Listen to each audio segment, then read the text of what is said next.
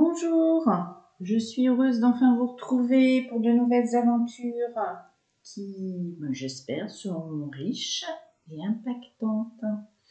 Alors le thème de mon retour sur la chaîne, c'est les énergies du moment. Mais avant de vous en parler, je vais remettre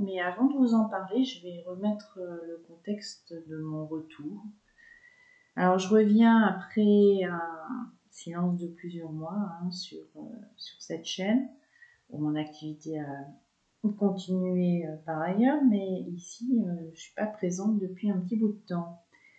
J'étais un peu muette parce que mes dernières vidéos ont reçu des commentaires qui ont généré, alors d'abord une mise en garde de la plateforme, et comme les commentaires de même nature ont continué, ça a généré un blocage de la chaîne. Donc j'ai laissé le temps que ça se tasse, parce qu'au bout d'un moment, ça rentre dans l'ordre, il lâche prise. Et j'en ai profité aussi pour supprimer les vidéos de canalisation qui correspondaient aux énergies de la période où elles ont été mises en ligne. Et puis aussi, j'ai été absente parce que depuis avril 2023, j'ai vécu plusieurs mois de ralentissement et de repli sur soi. En fait, de septembre à novembre 2022, c'est vécu à travers ce qui semble être quête. Novembre 2022, c'est vécu à travers ce qui semble être quête, une phase d'éveil, c'est-à-dire 3 mois en dehors de l'identification au personnage. Et puis le focus sur les phénomènes sensoriels, leur interprétation, s'est réinstallé. Intense remontée émotionnelle, suivi de prise de conscience sur les croyances qui actionnaient encore ce système, âme, corps, mental, personnalité, qu'on appelle Kate Verrett. Et avec des périodes de grande fatigue, plus d'élan, plus de motivation, un corps incapable de se mouvoir. Enfin bref, un passage à l'essoreuse avec l'impression vraiment d'aller regarder sous le tapis, les tableaux, faire les fonds de tiroir sur des trucs que je pensais vraiment avoir travaillé en plusieurs décennies. Donc je sais que cette phase désagréable, avec parfois en plus des symptômes physiques douloureux, voire handicapants, où vraiment on ne peut plus rien faire, vous êtes nombreux à vivre et à l'avoir vécu parce que j'ai des témoignages dans les personnes que j'accompagne de ce genre d'expérience. Alors dans mon activité d'accompagnement, ça a eu des répercussions parce qu'elle a été fortement ralentie, même s'il y a eu des moments de créativité. Il y a eu des moments de créativité de mise en œuvre. Il y a quand même eu 3 présentiels et le lancement d'une formation pour thérapeute. Je vous en reparlerai bientôt. Et puis ces derniers mois, j'en ai profité pour refaire mon site, pour remettre au clair mes services. Ça m'a donné l'opportunité de me recentrer sur ce qui me fait le plus vibrer, là où je me sens le plus contribuer. Il y a eu également un événement important au printemps, la sortie du livre coécrit avec Catherine Satra-Lebris. Donc c'est une compilation exhaustive de tous nos enseignements depuis 2019 sur les rayons sacrés. Si vous voulez réviser, replonger dedans, n'hésitez pas, parce qu'il y a toutes les informations possibles. Il y a même des méditations, des soins. Catherine a essayé vraiment de rendre ça le plus pratico-pratique, avec vraiment des pratiques à mettre en place. Il y a des liens vers des audios aussi. Voilà, c'est très très complet, donc je vous mettrai le lien vers le livre sous la vidéo. Donc voilà, bonne lecture, profitez, c'est l'été et initiez-vous au rayon sacré pour la rentrée. Depuis le début du mois de juillet, j'ai un élan à remettre en route cette chaîne justement et peut-être même de faire de mes partages un podcast. Pourquoi pas? Alors je parlerai de ce que j'ai sur notre vraie nature ces dernières années. J'évoquerai aussi bien sûr les rayons sacrés et ce que j'ai compris de la guérison à partir de l'animation des formations que j'ai canalisées, les nouveaux piliers et puis la formation pour thérapeute qui au départ s'appelait généalogie multidimensionnelle mais qui va changer de nom parce qu'en un an c'est passé à d'autres niveaux d'approche de la guérison. Donc je vous donnerai un peu plus d'explications. Je suis coach et praticienne en psychothérapie. Il y a quand même 30 ans d'expérience bientôt. Et ça peut être utile et ce serait un peu bête que ça se perde. Je reviendrai aussi sur les pépites. Alors quand je dis pépites, c'est Dixit les participants à mes stages virtuels d'été.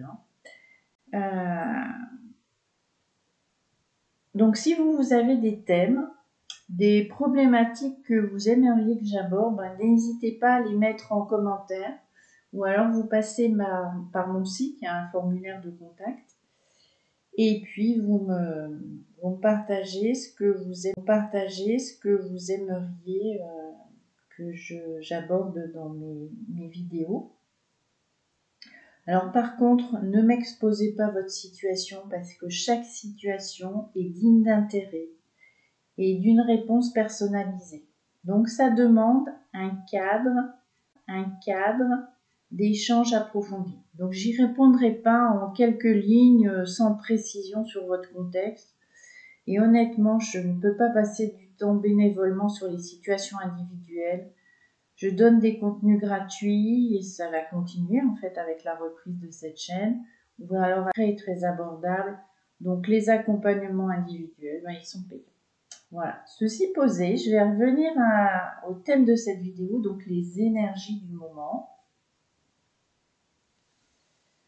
Donc nous vivons un éveil de conscience. Bon, je sais que je vous apprends rien, enfin pour la plupart d'entre eux. Et cet éveil de conscience, il est dans une phase d'ultra accélération à l'échelle de l'histoire de l'humanité, parce que ça se fait depuis quelques décennies et avec vraiment une super accélération là ces dernières années. Donc à l'échelle de l'humanité, c'est une fraction de seconde. Donc s'il y a un domaine où tous les chemins mènent à Rome, pour moi c'est bien en ce qui concerne l'éveil, ou la réalisation du soi, ou l'illumination, tous vos câbles que vous avez envie d'utiliser. Donc éveil qu'on peut décrire comme le passage de la vision, rétrécie de la conscience source, parce qu'il n'y a rien d'autre en fait qui regarde, à part la conscience source, il n'y a personne pour regarder. Il n'y a que la conscience, que j'appelle la conscience source. Vous pouvez l'appeler Dieu, l'univers, tout ce que vous voulez. Donc c'est un sensoriel, corporel, émotionnel qui sont interprétés par le mental pour définir ce qui serait une réalité tangible, à la fois interne et externe, et qui sont saisis, ces phénomènes, par l'ego, ces phénomènes et ces interprétations sont ressaisis par l'ego pour tenter de construire une identité séparée des autres, de l'environnement, et qui serait cohérente dans l'espace et le temps. Supérieur de conscience de ce qu'on nomme les humains, c'est un passage donc de cette vision étriquée vers une vision en train de s'élargir, de défocuser des phénomènes, jusqu'à se retourner et se reconnaître comme seule et unique réalité, en train de se projeter et de rêver. Alors, ceci, bien sûr, c'est une tentative de description de l'éveil. Dans ce domaine, les mots ne sont que des mots qui expriment des concepts saisissables à l'intellect sur quelque chose qui est insaisissable, en fait. C'est notre vraie nature. Alors, je fais cette précision, c'est une précaution, en fait, que je prends pour ne pas avoir de nouveau des commentaires me reprochant de ne pas être légitime parce que je n'utiliserai pas le bon vocabulaire. Bon. Et l'illégitimité à parler d'un sujet, ben, c'est une cause de blocage par l'algorithme de la plateforme. Donc, s'il vous plaît, je ne détiens aucune vérité. Je veux bien discuter sur les termes que j'utilise qui ne sont pas les bons, mais faites attention à comment vous rédigez vos commentaires parce que ben, je ne pense pas m'éviter la radiation des réseaux sociaux. Voilà. Donc, parenthèse fermée, on peut remarquer en ce moment une épidémie d'éveil. Donc en ce moment, ça date de... Alors, on peut le constater, hein, vous allez vous chercher éveil, non-dualité, vous allez voir la multiplication des témoignages et des commentaires sous les témoignages, rien qu'en francophonie, sans compter les éveillés anonymes. C'est-à-dire c'est les gens qui n'ont pas forcément l'élan de partager leur anonyme. C'est-à-dire c'est les gens qui n'ont pas forcément l'élan de partager leur vécu, mais qui sont en train d'ancrer leur évolution de conscience dans leur parcelle de réalité relative. Donc ça fait du monde. Ça commence à faire du monde.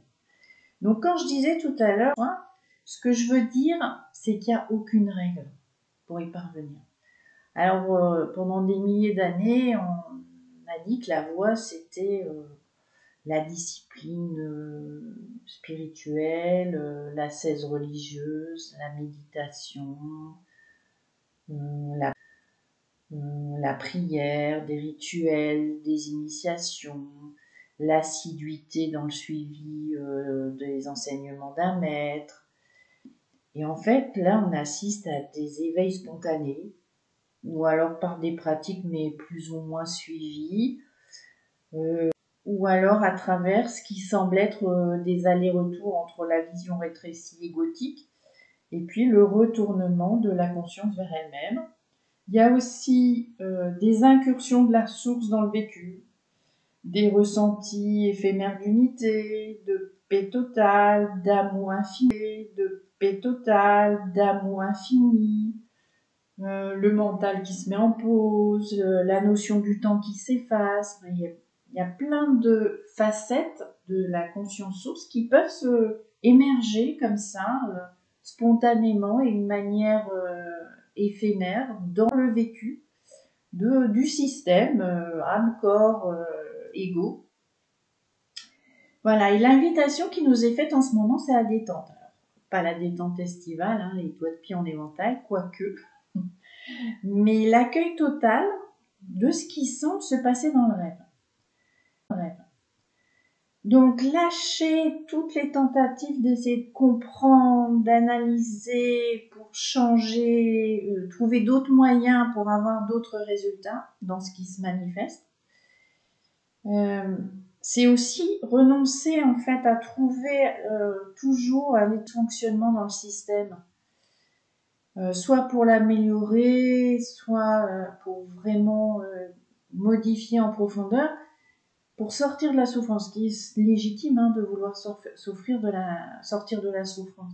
Et là, ce qui nous est proposé, c'est plus de sortir dans la souffrance en améliorant le système, même s'il ne faut pas y renoncer complètement, parce que quand il y a vraiment profonde souffrance, et bien par moment, il y a besoin d'accompagner ça. Hein. Je dis toujours, c'est pas parce que on n'existe pas que tout ce qui semble être la réalité tangible est un rêve, que si le corps tombe malade ou se blesse, vous allez le laisser en l'état en disant de toute façon ça n'existe pas, donc j'attends, je meurs dans un coin, je me vide de mon sang ou je me laisse atteindre par une maladie qui va me détruire dans quelques jours. On va faire le nécessaire. Donc quand il y a une souffrance psycho-émotionnelle, eh bien, il y a des moments, ça nécessite d'abord de traiter ça avec des moyens de thérapie qui vont s'intéresser au système lui-même avant de être suffisamment dans un état de paix pour pouvoir être dans l'accueil total et permettre le retournement, le défocus des phénomènes qui maintiennent enfermés dans la croyance en la réalité, tangible, dense, pour pouvoir se retourner vers l'espace qu'on est réellement, cet espace neutre qui est notre nature profonde. Donc, justement, dans ce processus de détente, ce qui nous est proposé, c'est aussi de lâcher le faire. D'où parfois cette fatigue intense et des symptômes physiques, des manques d'entrain, parce que le lâcher du faire va faciliter l'abandon aussi de l'action pour avoir et pour être, et va laisser une disponibilité, on va dire, pour un retour vers soi-même, en tout cas vers l'intériorité, qui facilite le retournement vers cet espace neutre et infini que nous sommes. Et par ailleurs, il y a le développement personnel et spirituel qui nous ont permis d'ôter ce que je vais appeler les étiquettes grises du conditionnement. C'est-à-dire les étiquettes qui font souffrir, les étiquettes qui nous poussent à l'autosabotage, à la destruction, à des émotions qui sont pas joyeuses.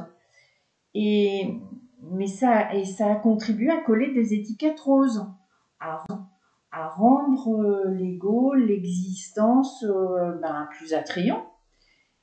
Mais en fait, on a mis des nouveaux attributs, des nouvelles qualités à cet ego qui consolide en fait la croyance en la réalité du personnage. Si le personnage arrive à être plus performant, mais ça renforce, il existe réellement. Mais au-delà de ça, il y a aussi le développement personnel et le développement spirituel ont aussi créé de nouvelles injonctions qui sont elles-mêmes génératrices de souffrance. Donc, ça a été le sujet de mon stage virtuel de début juillet, et je vous en parlerai bientôt. Je vous ferai quelques vidéos sur quelques thèmes issus de ce stage pour aller voir justement les injonctions, le remplacement d'injonctions du système survie qui ont été remplacées par des injonctions du système spirituel et qui mènent en fait également à la souffrance. Donc ce qui est en train d'arriver, c'est que pour permettre l'éveil, donc qui correspond à renoncer justement au personnage, eh bien les dernières étiquettes grises, elles tombent, mais également les étiquettes roses, ce qui entraîne une perte totale de repères quant à l'identité séparée de ce fameux personnage, avec le risque son corollaire, c'est-à-dire le contrôle. C'est l'ego spirituel va s'accrocher, il ne veut pas disparaître, parce que en fait, en plus, lui, il se croit plus légitime que l'ego de survie. Et l'ego spirituel, il s'intéresse toujours à ce qui se passe. Donc, il s'intéresse toujours aux phénomènes. Il veut des phénomènes plus intéressants, plus joyeux, plus riches, parce qu'il est passé du stade ego de survie à ego spirituel. Et il s'intéresse toujours à ça. Donc, en fait, il est un frein à l'éveil, puisque en continuant à marquer le focus sur ce qui semble être la réalité tangible, eh bien, il empêche la détente qui permet le retournement d'espace, qui permet à la conscience de se retourner vers elle-même et de voir qu'elle n'est que la seule réalité vraie. Donc, ce qui nous empêche de contacter notre vraie nature. Donc, tout contrôle, en fait, engendre de la souffrance, parce qu'il va s'opposer au flux naturel de la vie et aux résultats dans la matière que l'ego n'a pas souhaité. Donc, le seul moyen de passer ce cap sans entretenir la souffrance, c'est la détente. C'est observer, accueillir, s'abandonner sans lutte, sans tentative de se sortir des situations par la volonté, par le fait. Et cette détente, justement, pour observer, accueillir, sans lutter avec ce qui est là, eh bien, ça amène la libération de l'attachement à la vision rétrécie, parce que c'est un vrai attachement. c'est même une addiction de s'attacher à ce qui se passe. C'est même une addiction de s'attacher à ce qui se passe, à ce qui est vu, à ce qui est entendu, aux émotions. Et donc, cette détente, en fait, va favoriser la libération des attachements à la vision rétrécie, le retournement de la conscience source vers elle-même. Voilà, j'espère que j'étais claire. En tout cas, cette vidéo, c'est une introduction à mes prochains partages. Donc, je vous propose qu'on se retrouve très bientôt. Si ce n'est pas encore fait, n'hésitez pas à vous abonner à la chaîne pour avoir les prochaines notifications des vidéos qui ne vont pas tarder à arriver. N'hésitez pas non plus à cliquer sur le petit pouce pour liker. Ça favorise toujours les vidéos. Et puis, bien, on se retrouve bientôt sur les sujets que moi j'ai listés de mon côté. Et puis sur vos propositions que vous voudriez bien me faire, soit sur les thèmes, soit des thèmes, soit des questions précises, ou bien sur des formats que vous souhaiteriez. Voilà. Donc je vous embrasse très fort et je vous souhaite un très bel été avec tout mon amour.